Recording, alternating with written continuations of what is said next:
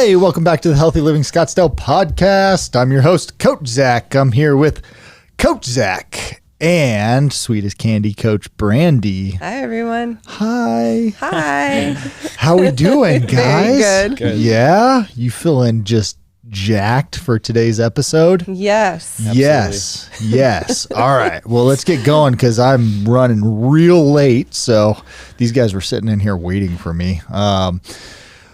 Today we're talking about the importance of testosterone. So I think everybody knows that testosterone's important, but they don't really, even though they know that superficially, they don't really know like what it's doing for their body or why it's important, how to increase your levels or have an important balance and all of that, right? And everything that's entailed with testosterone, right? And so I think what first comes to mind when people hear like testosterone is they think of like fit, like being fit or toned. I feel like there's the direct association between those, like, oh, if somebody has a lot of testosterone, they're usually like in really good shape. And so I think to some degree, people think of it as like the fitness hormone. Is that you think that way? Like, do you guys? Well, I don't. Being a female, but you don't associate it that way. Okay, maybe is that a dude thing? Like, it might you hear, be. okay, somebody's got lots of testosterone.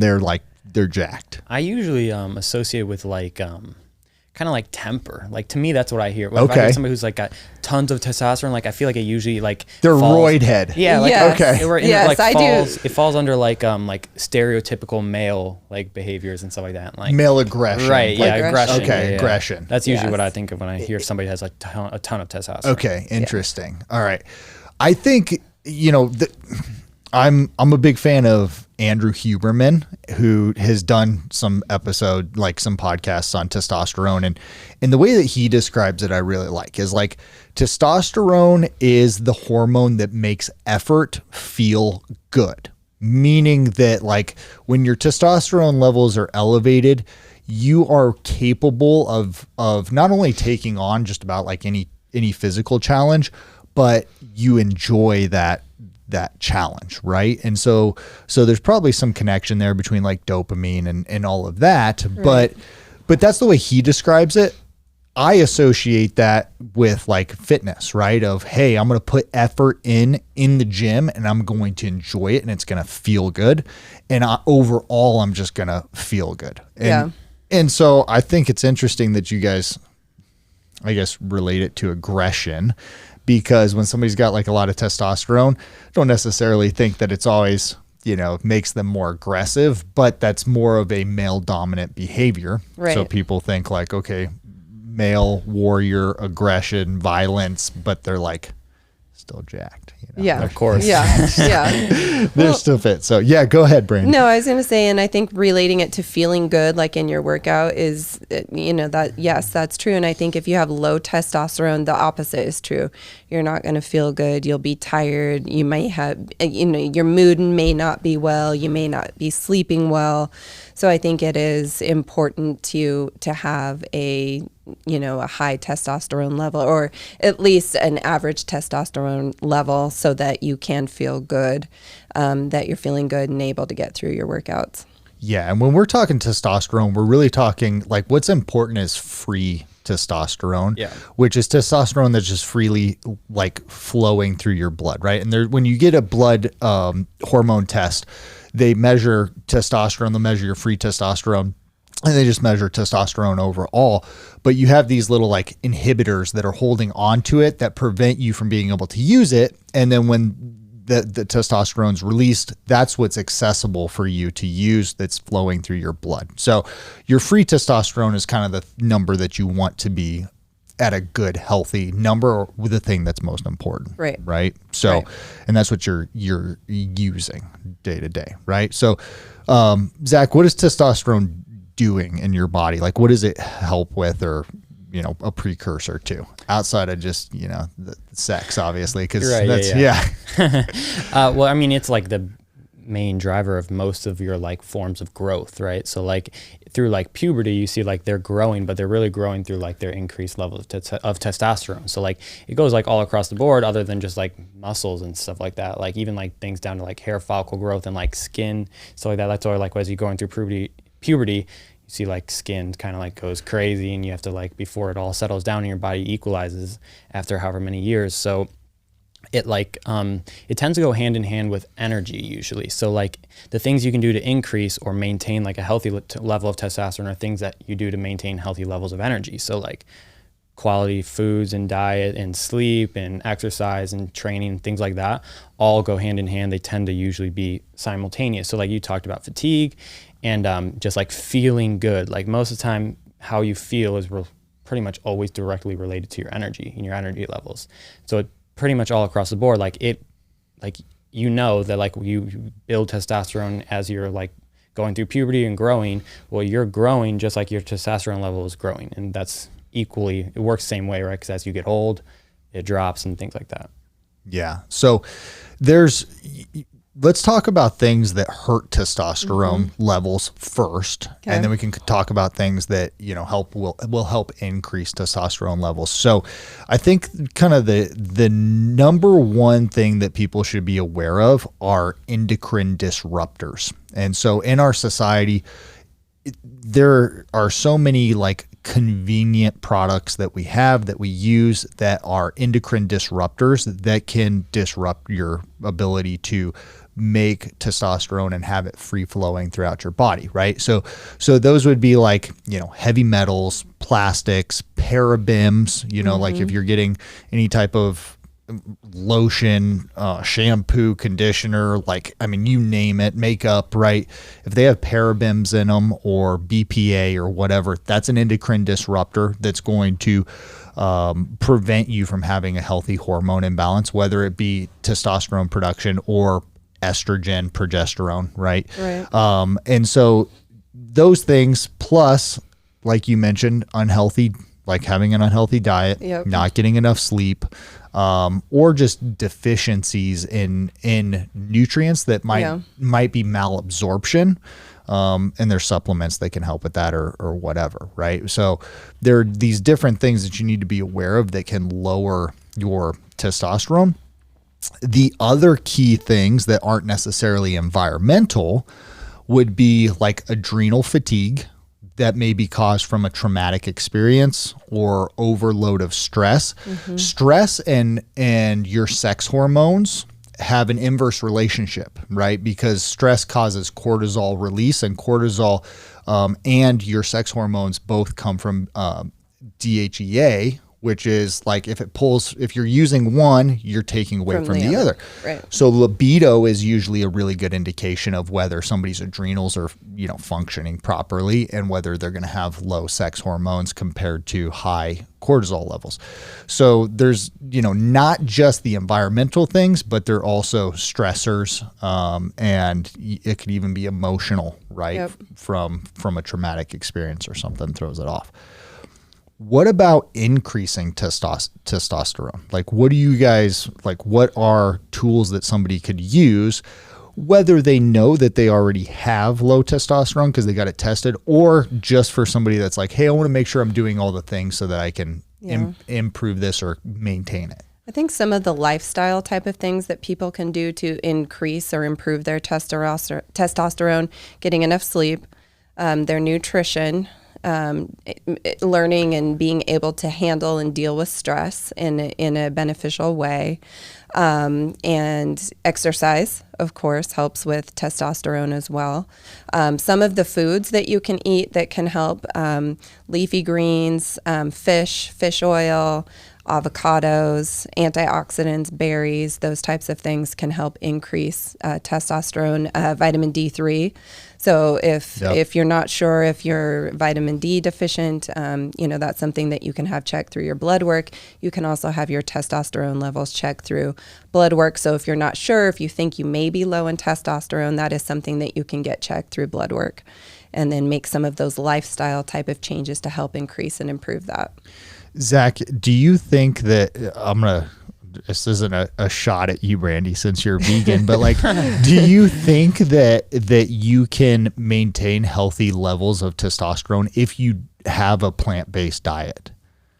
Yeah, but it's going to be more difficult, right? So like follows along the same like reasoning for like protein requirements, just because like you could do it, but it's going to require a lot more work and a lot more like due diligence to make sure you're finding other means to like reach the adequate amount. So it's just something that like it's not going to provide immediately the right like dense amount of testosterone, just like protein wouldn't require or wouldn't be provided just because you are through a non-traditional. I should have mentioned this. So when I'm talking about like the inverse relationship of sex hormones with cortisol, right? Precursor to that is DHEA. Precursor to DHEA is cholesterol. And so people think of cholesterol as being a negative thing, but we have to have it in order to have healthy hormone balances, right? So you obviously, like a meat source is going to be higher in cholesterol versus, you know, like a plant-based source. So that's why I asked that question for the listeners. I should have. Well, and I think too, you know, especially teenagers going through puberty, you know, I think that having adequate dairy intake, I think, can help improve the testosterone levels as well. And also that can impact like the long bone growth. So I think there's been some research and studies around the impact of testosterone and on bone growth, especially through puberty, and as well as obesity. So for a teenager that is obese, may not, it may impact their height as they're growing and going through puberty. So I think there's been some correlation around that in dairy, and, you know, I don't know all the scientific research around that, but I know there's some correlation there. And an increased body fat percentage increases by kind of default your estrogen levels, right? Which you think of like testosterone and estrogen is essentially being like kind of opposite of each other, right? And so a lot of times somebody that is severely overweight, they struggle to not estrify their testosterone. And that's an issue with a lot of people that have taken steroids or supplemented with like testosterone replacement, hormone replacement therapy like later on in their life. Males grow breasts, and it's because they're taking that high level of those higher levels of testosterone that were maybe unnatural, and they're estrifying that. And so somebody can increase their testosterone, and the more they increase it, the more their estrogen levels rise, right? And so body fat percentage is really important when it comes to that. Brandy, you mentioned working out as like a way to increase your testosterone levels. Zach, what kind of workout program is going to be most effective for elevating your testosterone? Resistance training, but like I've also seen a significant amount that says like a relatively fair mix of cardiovascular training and resistance training.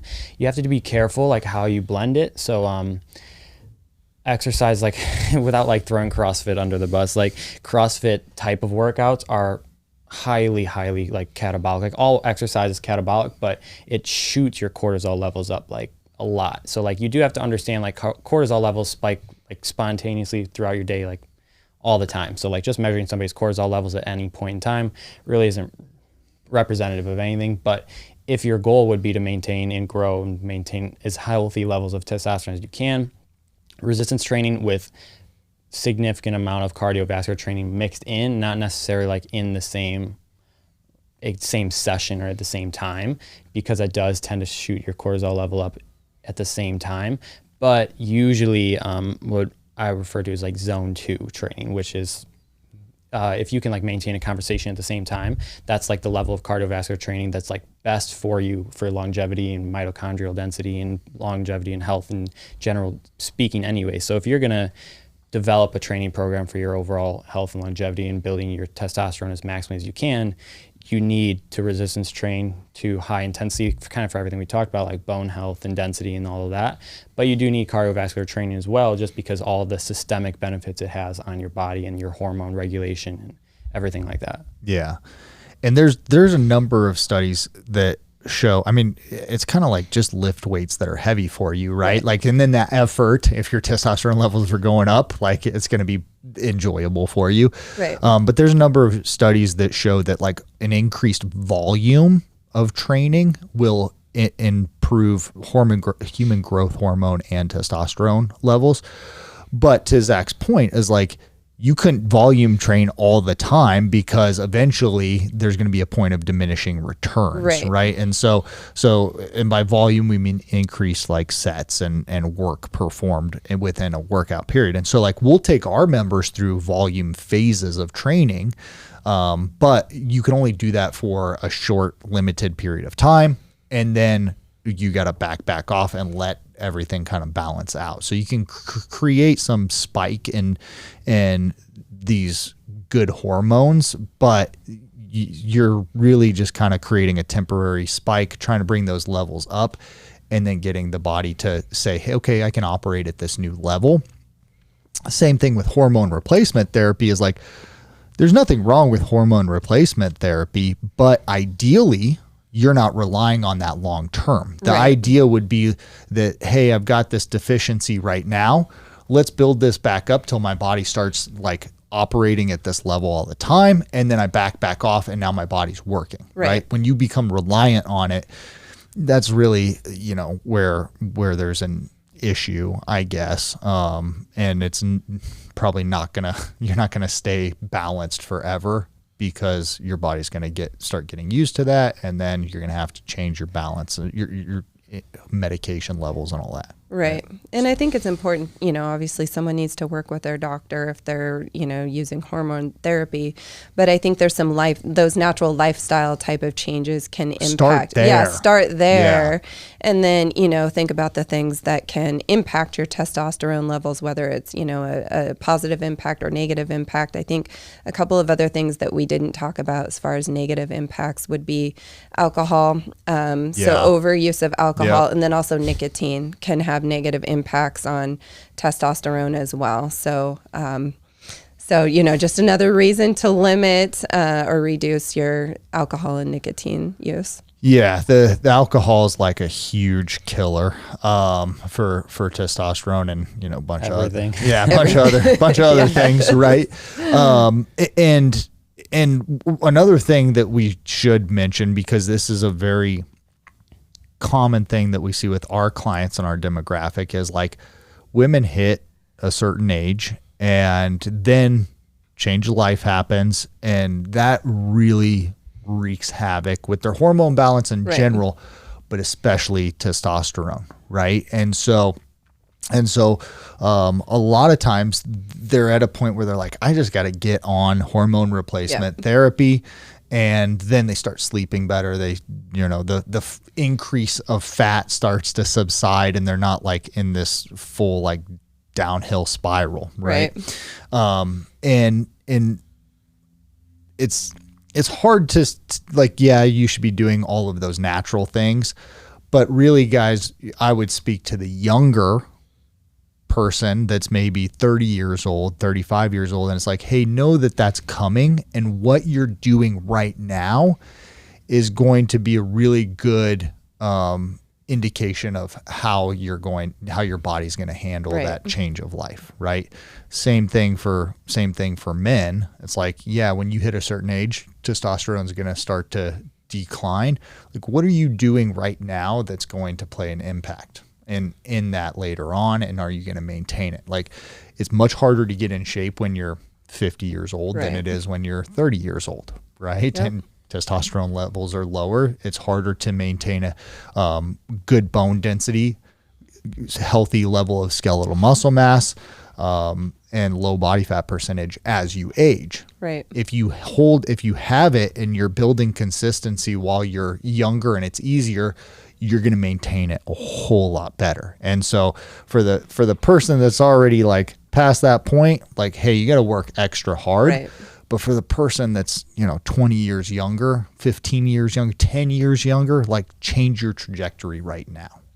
Yeah, and it can require a lot of like vigilance, especially for a man too, because like it's not as drastic of a like men. There's not a certain point you hit during your life where like it falls off a cliff like women do. Like women have such a severe like occurrence where it's like it all goes wrong really quick and it's tough to like get out of it. When men, it probably, I mean, it's obviously equally important, but for men, it's probably hard because it's hard to realize. You're getting older and it's getting lower, but like if you're not having that regularly like assessed and you're not keeping track of it and you're not maybe making the best like lifestyle decisions without realizing it, like it is dropping already and you're not doing anything to combat it. And if you don't like know any better, like you could be just like gradually dropping lower and lower and lower, and it's not something you would notice. Like as a female, you're gonna notice it, right? Like it's such a severe lifestyle change that like you're like, oh, like something's wrong, like I gotta like make some changes. Versus like a man, you could just it would be so easy to just kind of like be complacent and not realize, and you'd be like, oh, this is just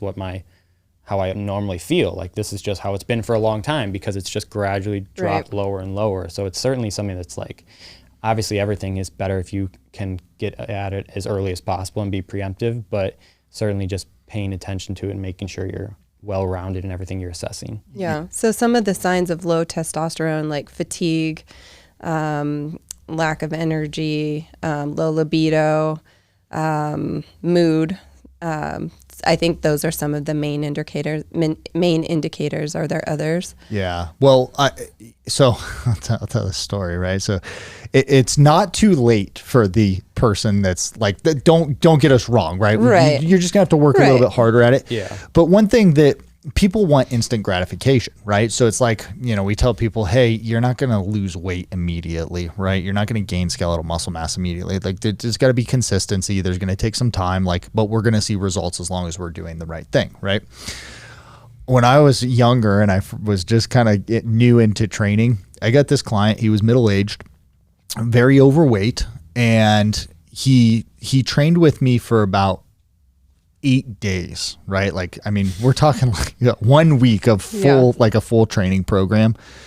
And he comes in and he's like, Zach, he's like, I woke up hard. And he was like the happiest guy on the planet. He's like high-fiving me. I'm like, this is awkward. This guy's like old enough to be my dad. I'm like, this is weird. But I was like, yeah, man, like good job. Good for you. And that made me realize though, that like, even somebody that was middle-aged, overweight, like that's an immediate result for somebody, right? He was like so happy about that. I was like, awkward, but his body was responding to now this increased activity and going like, hey, we got to meet the demands. And he was immediately starting to see some hormonal changes from that, right?